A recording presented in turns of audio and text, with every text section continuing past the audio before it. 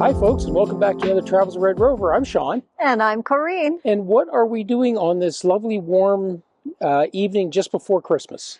Well, we thought we would come out and play with some intentional camera movement, ICM, on some Christmas lights near downtown Cedar City. And why are we doing that?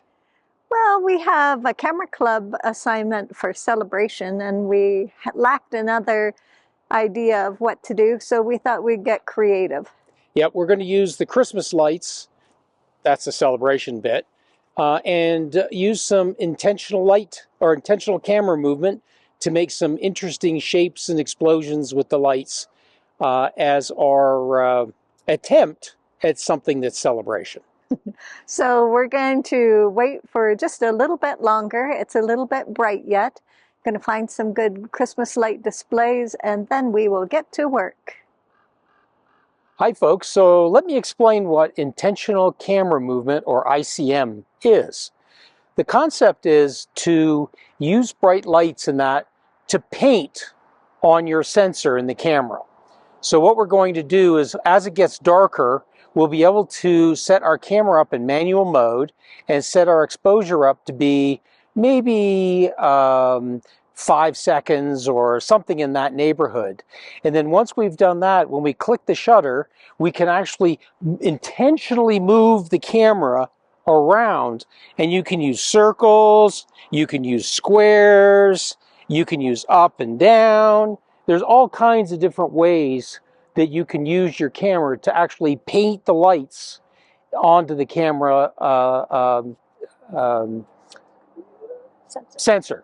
Geez, I having a little brain fart there. Getting old, I guess. So yeah, so once you get it on the, so then we get the sensor, and then when we get home, typically what we do when we're editing these pictures is we probably don't use the entire frame.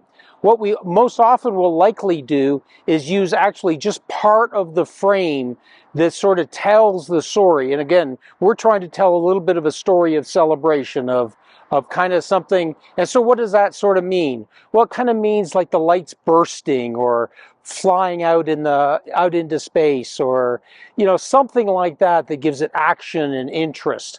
And this little garden here is a good example of something to use because it has multiple types of lights. The one thing you'll have to stay away from, and I don't know if you can see it, but this light here is actually a problem light because it shortens your exposure length down considerably. So you try to avoid really bright lights. What you want are fairly just subtle lights that you can have the camera exposed for quite a few seconds or a few seconds. Now you can do it as short as a second, but that's really hard. You got to really be ready to go and be able to make it happen really fast. I like to get in the neighborhood of a couple seconds because that gives me enough time to actually create a motion that's interesting. So I'm going to be setting the camera up in manual, and how I set it up sort of depends on how bright the ambient light is around me. The brighter the ambient light around me, the more I'm going to want a small aperture, which means a fairly big number. So I might shoot at like f/22. I'll set the time up for anywhere from 0 to about 3 seconds. Generally, I'm in the 1 to 2 second range. That's what I generally really like.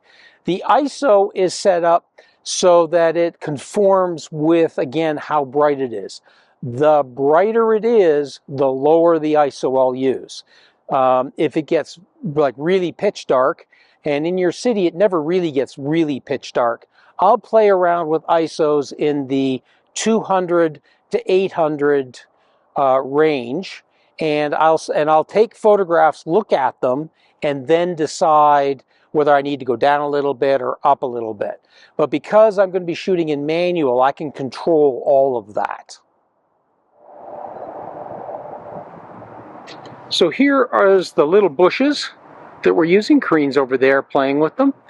A little space like this is quite lovely because there are multiple colors of lights, or at least 2 colors of lights here. And It's kind of a perfect spot because there's also some space between the lights, and the lights aren't overtly bright.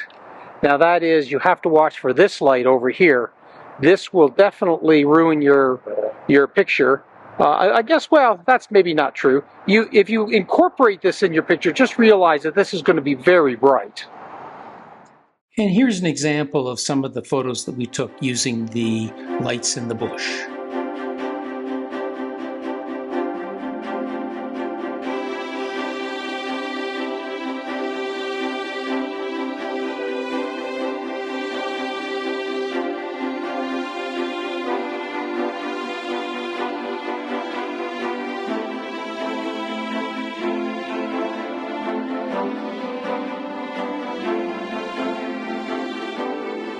So another little trick when you're doing intentional camera movement is to actually defocus your camera. Don't leave it actually in focus, and let the out of focus lights provide thicker and sometimes like wider lines, narrower lines.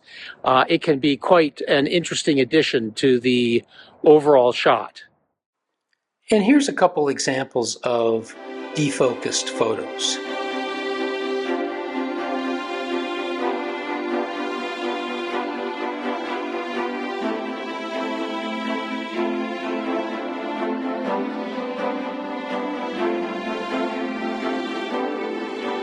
Well, I'm standing near the Utah Shakespeare Festival's outdoor theater, and in their courtyard by their little sweet shop that they open during the opening seasons, they have a beautiful display of deciduous trees that are all lit with white lights. And so what I'm going to do is use my camera to do a vertical pan while the shutters open to give a little bit of movement to these white lights on the trees and just get kind of a shape that looks like either a bird diving down into the water or angels rising up. So we'll see how that turns out. Let's keep going. And here are a couple examples of the photographs that Corinne took.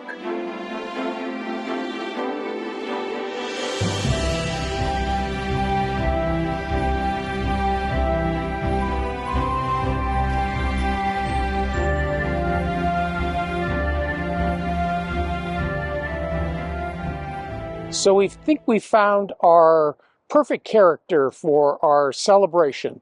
We're going to use Falstaff, a character from Shakespeare's plays. He's always involved in fun, frivolity, and parties. What better way to use, what better guy to use for celebration? The way we're doing it, though, is a little interesting. We talked about moving the camera, intentional camera movement, but the other way to do it is to hold the camera steady and zoom in or zoom out and create this kind of interesting burst light effect. That's what we're doing around Falstaff's face. Now, it's very hard to do. Corinne and I have probably taken about 50 pictures, and we still haven't got quite one that we like. One of the tools that we're using is Corinne's bought a little headlight with her, and we're lighting up Falstaff's face a little bit so that we can see him a little bit brighter. And here are some examples of the zooming photographs.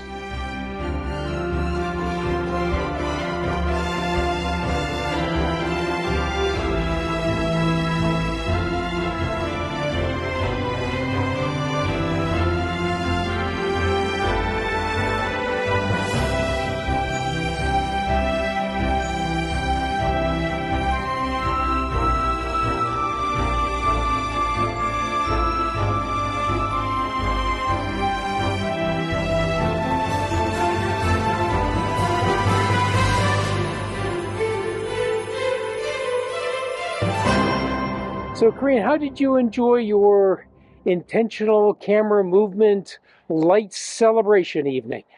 Well, I did some intentional camera movement, and I was playing a little with a number of different techniques. I think the one I like best of the ones that I did was the grouping of the trees all with white lights that I did a vertical movement with. Yes, that was actually a gorgeous picture.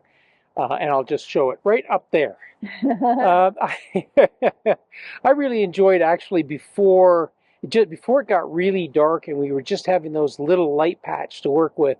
That turned out probably to some of my favorite came from there because there just was nothing else around it. So you could kind of isolate those lights. And what I was actually trying to do is trying to use a little bit of the light in the sky left as a little bit of burst on the top. I'll show that picture here. And I thought that was kind of cool as well. So that was a lot of fun. You know, as the evening got more and more different colored lights, I found that it started to get a little too messy in the photograph. But, you know, that's just my opinion. Well, it was a fun evening. It was indeed. Well, folks, it's about time we bring this video to an end. And if you like the video, we'd sure appreciate it if you give us a thumbs up. And if you'd like to see more of our videos, go ahead and hit the subscribe button down below. We're getting close to 500. We'd really like to hit that mark very soon. And we know a lot of you haven't subscribed. So go ahead and hit that button down below. It costs you nothing. When we would really appreciate it. And as always, if you want to know when we release a video, hit that little bell button down below, and you can do that while you're subscribing. If you have questions, comments, thoughts, you want to share anything you know about intentional camera movement or other camera techniques, go ahead and share it in the comments section down below. And until 2025 and all through it, we hope you have a happy new year, and we'll see you in 2025.